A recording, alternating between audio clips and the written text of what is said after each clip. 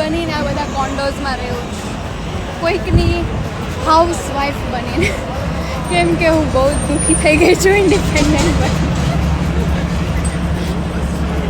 ભગવાન, મારા મગજમાંથી ઇન્ડિપેન્ડન્ટનું ભૂત કાઢવું હવે તમે.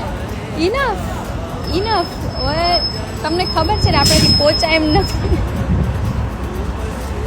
બસ હવે હું કોકની એકદમથી શ્રીમતી બનીને પેન્ટ હાઉસમાં ટોપ ફ્લોર ઉપર વાંધો નહીં 2 ટાઈમ જમવાનું બનાવી લે, પણ મારા અંદરથી આ ઇન્ડિપેન્ડન્ટ બનવાનું ને આમ એ બધું કાઢી નાખો. ઇટ્સ ઓકે, મને હાઉસવાઈફ બનવાની પ્રેરણા આપો.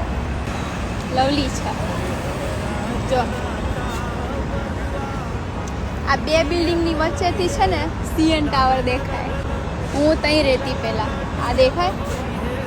એની પાછળની ગલીમાં રહેતી. મારા ઘરથી એ સીએન ટાવર દેખાતો. અને આ બિલ્ડિંગ બી નાઇસ છે, ચમક થાય. તો આ જગ્યાએ હું પહેલાં રહી ચૂકી છું ઇન્ડિપેન્ડન્ટ બનીને, ખુદનું રેન્ટ ભરીને. હવે હું ઈચ્છું છું કે આ જગ્યાએ હું પાછી રહું, પણ રેન્ટ કોક બીજું ભરે. તો ભગવાન પ્લીઝ, આમાં મારે પૂકી બનવાના દિવસો છે હવે. બસ દુઃખી બનવાના દિવસો મારા પૂરા કરી નાખો. કાં તો એકદમથી જ કંપનીની સીઈઓ બનાવી નાખો મને. આ બીએમઓની સીઈઓ બનાવી નાખો. સીઈઓ બીએમઓની સીઈઓ.